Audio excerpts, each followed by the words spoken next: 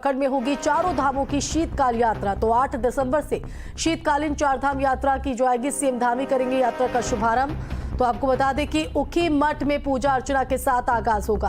तो शीतकालीन प्रवास स्थलों पर होंगे दर्शन। यात्रियों के लिए GMVN के गेस्ट हाउस में 10% की छूट।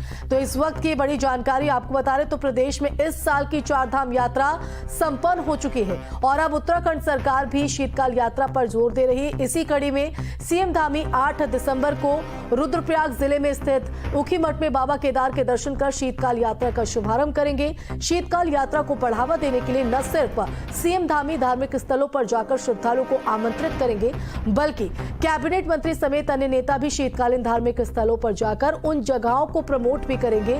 रुद्रप्रयाग जिले के उखीमठ में ओंकारेश्वर मंदिर में बाबा केदार की शीतकालीन पूजा होती है। वहीं पांडुकेश्वर में भगवान बद्री के दूत उद्धव मूर्ति की शीतकालीन पूजा अर्चना की जाती है। इसके अलावा उत्तरकाशी जिले के खरसाली गांव में मां यमुनोत्री की शीतकालीन पूजा अर्चना होती है। उत्तरकाशी जिले में मुकबा गांव में मां गंगोत्री की शीतकालीन पूजा अर्चना की जाती है। तो शीतकालीन प्रवास स्थलों पर दर्शन होंगे। यात्रियों के लिए GMVN के गेस्ट हाउस में 10% की छूट भी यहां पर दी गई। तो तमाम व्यवस्था यहां पर की जा रही है। तो प्रदेश में इस साल की चारधाम यात्रा संपन्न हो चुकी है और अब उत्तराखंड सरकार शीतकाल यात्रा पर जोर देते हुए और इसी कड़ी में सीएम धामी 8 दिसंबर को रुद्रप्रयाग जिले में स्थित उखीमठ में बाबा केदारनाथ के दर्शन कर शीतकाल यात्रा का शुभारंभ करने जा रहे हैं। तो उखीमठ में पूजा अर्चना के साथ आगाज होगा। तो वहीं यात्रियों की सहूलियतों को देखते हुए स्थलों पर दर्शन यहां पर कराए जाएंगे। तो आपको बता दें कि यात्रियों के लिए GMVN गेस्ट हाउस में 10% की छूट भी शासन की तरफ से। तो 8 दिसंबर से शीतकालीन चारधाम यात्रा की शुरुआत, जिसकी शुरुआत मुख्यमंत्री धामी खुद करेंगे। तो उत्तराखंड में चारों धामों की शीतकाल यात्रा होगी। तो सीएम धामी इस यात्रा का शुभारंभ 8 दिसंबर को करेंगे। उखीमठ में पूजा अर्चना के साथ आगाज होगा। तो शीतकालीन प्रवास स्थलों पर दर्शन कर सकेंगे यात्री।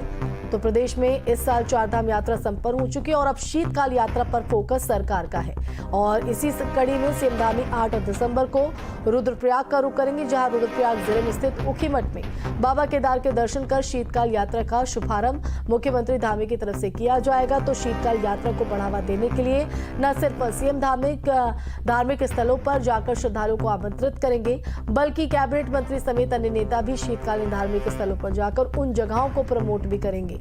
तो रुद्रप्रयाग जिले के उखीमठ में ओंकारेश्वर मंदिर में बाबा केदार की शीतकालीन पूजा होती है। संवाददाता धनराज गर्ग भी हमारे साथ लाइव जुड़ गए हैं। धनराज, देखिए इस बार जो यात्रा है वो इस साल की संपन्न हो चुकी है चारधाम यात्रा और अब उत्तराखंड सरकार शीतकाल यात्रा पर फोकस करते हुए किस तरह की तैयारी है, क्योंकि 2 दिन बचे हैं। 8 दिसंबर से जो है इस शीतकाल यात्रा की शुरुआत होने जा रही है, जो इसका खुद शुभारंभ मुख्यमंत्री धामी करेंगे।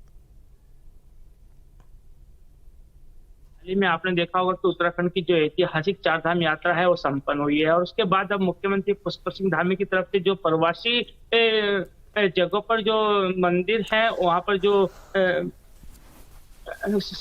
शीतकालीन के लिए जो भगवान रखे जाते हैं उनकी पूजा अर्चना के लिए कहीं ना कहीं अब जो है शीतकालीन यात्रा भी मुख्यमंत्री पुष्कर सिंह धामी की तरफ से शुरू की गई है और आप देखिएगा कि इसका शुभारंभ 8 दिसंबर को होगा और मुख्यमंत्री पुष्कर सिंह धामी खुद उखीमठ में पूजा अर्चना के साथ इसका शुभारंभ करेंगे। और इसके साथ ही देखिएगा कि चारधाम यात्रा को बढ़ावा देने के लिए कहीं ना कहीं मुख्यमंत्री पुष्कर सिंह धामी कई तरह के प्रयास यहाँ पर करते हुए नजर आए, क्योंकि देखिएगा कि जो GMVN के गेस्ट हाउस है उनमें 10% कहीं ना कहीं छूट देने की बात मुख्यमंत्री पुष्कर सिंह धामी की तरफ से की गई है। उसके साथ ही जो कैबिनेट मंत्री हैं वो श्रद्धालुओं के पास जाकर उनसे आग्रह करेंगे कि वो शीतकालीन जो यात्रा शुरू की जा रही है उसमें चारधाम यात्राएं और तमाम जो देखा जाए कि शीतकालीन प्रवास स्थलों पर जो पूजा अर्चना होगी उसमें वो शामिल हों।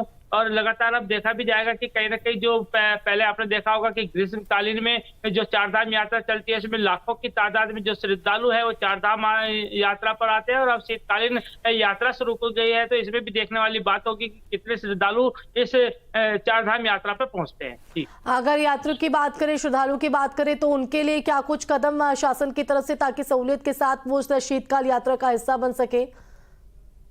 जी, बिल्कुल देखिए कहीं न कहीं जो शीतकालीन का समय है और ऐसे में कहीं न कहीं सर्दी का मौसम अधिक रहता है और पहाड़ों की यदि बात करें तो बर्फबारी भी देखने को मिलती है। तो ऐसे में उनके लिए तमाम जो व्यवस्थाएँ हैं वो प्रशासन को करने के निर्देश मुख्यमंत्री पुष्कर सिंह धामी की तरफ से दिए गए हैं। जो जीएमवीएन के गेस्ट हाउस है उनमें 10% की छूट भी दी गई है। उसके साथ ही जो व्यवस्थाएँ हैं वो चाक-चौबंद वहाँ पर की जाएँगी, ताकि किसी भी श्रद्धालुओं को सर्दी से कोई भी परेशानी का सामना ना करना पड़े।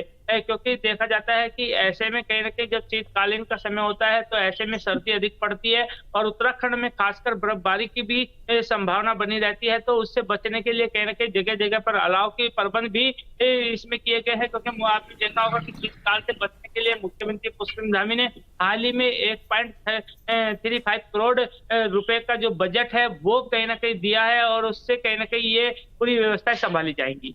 चलिए, बहुत शुक्रिया तमाम जान